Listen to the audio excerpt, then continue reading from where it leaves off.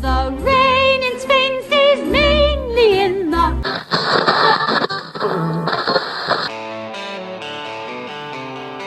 Step by step through the sun and rain, over mountains, across the plains. WCBH is on the go. Join us as we walk the Camino. Good morning. Day 14, 2 weeks on the Camino path now. Very much into the swing of things.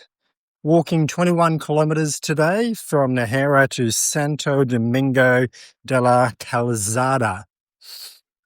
Beautiful blue skies, sunny days.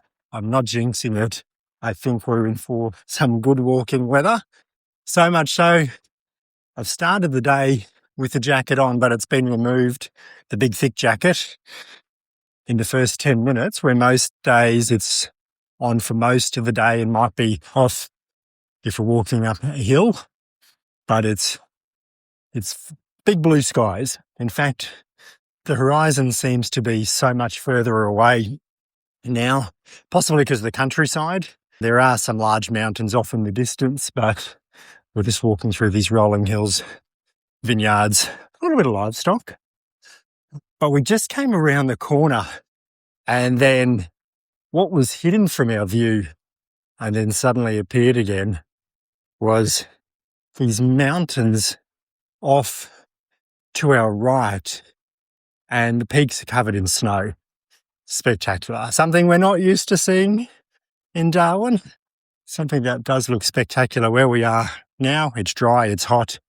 Well, hotter than what it has been. But looking off in the distance and still seeing snow, it's an amazing sight. Something I wish you could capture in a postcard. You take a photo, but it never quite does it justice. So as I said, we're walking through the vineyards. Definitely wine country here. And yesterday we were speculating around the seasons and what's done when. What we didn't say is we walked through some beautiful wine growing country, and we thought, oh, this is at altitude, pristine conditions. This is the expensive bottles of wine, surely. The grapes from this area. You know, this must be if you're getting a good bottle of wine. And then we walked, then we walked a bit further and came past a cement works with vines right next to the cement works. We sort of put that down. That's the cheap bottle of wine. It must be And then we went into the industrial area, and the vineyards didn't look quite so appealing. That must be the really cheap bottle of wine. So I'm sure it all ends up in the one place and etc., unless it's all done on site. But some of the grapes are grown in really picturesque country, which I'm sure they use in the marketing campaigns, and then others are grown next to the cement works or next to the industrial areas, which probably doesn't feature on the label. So in terms of what we were discussing yesterday around when things are done, we saw some guys out in the field pruning. We thought they might be sort of in the back end of the pruning because most of the bushes had been done and they were working hard. They had a lot of fields to cover, and they'd covered most of it. But looking it up, this is certainly not from my knowledge, but looking it up, pruning typically takes place December, January, February to get off the old growth and promote that new growth. Bud burst, which is the term given to where the new life is starting to come through on the vines. That's typically late March to April. So we're mid-March now, and if some of these vines, you never know, we might get to see bud burst as we walk along, maybe another week or so, which would be quite amazing to see. And then flowering May and June, and then the ripening of the grapes in July and August, and then the harvest September and October. And then I suppose the cycle just repeats itself again. So we actually did pretty well yesterday, sort of speculating when things would happen. We thought it would be sort of the summertime when there's harvest, and we were right. So we're here in Santo Domingo. I wanted to do some updates across the day, but the crosswinds were just so strong, wouldn't have been able to pick anything up in the microphone. It seemed the first quarter of the day we were somewhat protected from those winds, but the last 3 quarters of the day there was just winds. Whatever direction we seemed to be facing, we seemed to be walking into the winds, and they were cold as well. You know, we'd go up a mountain or up a hill and we'd be walking into the winds, go down, winds still was heading us. Even if we changed direction, they seemed to just get us whatever way we were going. They were quite strong. Met a nice father and son walking along the trail today from the United States. He's recently retired and the son's just finished college, and that's their reason and timing for walking the Camino. Ours is long service leave. The hills were, well, we thought actually we were going into a day that was going to be relatively flat. We feel lied to by the guidebook or the guide app.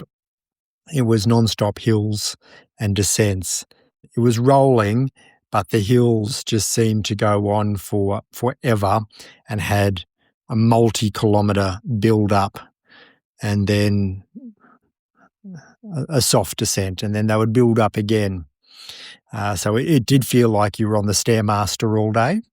So there was a fair amount of legwork today, but definitely feeling fitter and stronger and greater stamina for getting up these hills.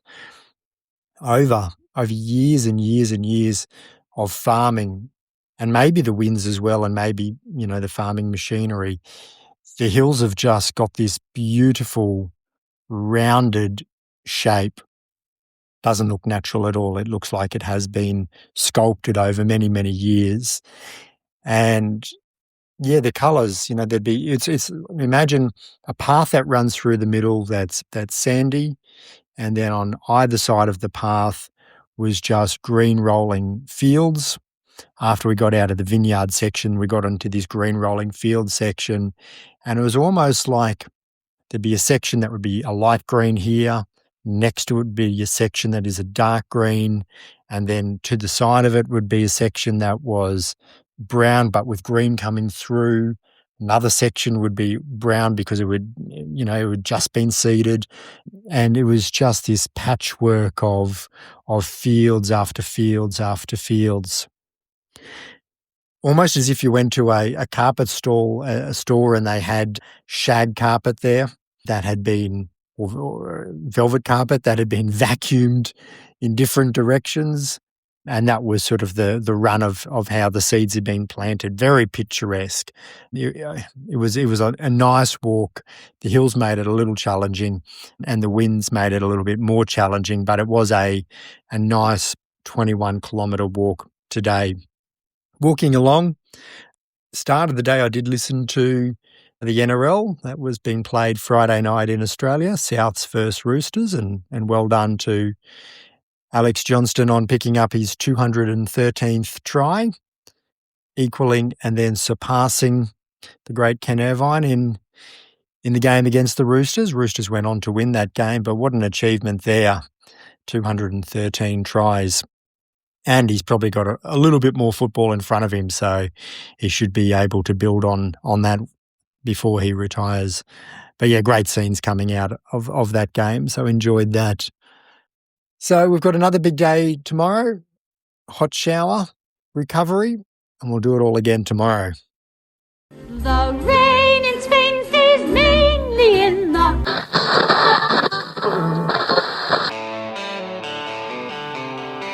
Step by step through the sun and rain, over mountains, across the plains. WCBH is on the go. Join us as we walk the Camino.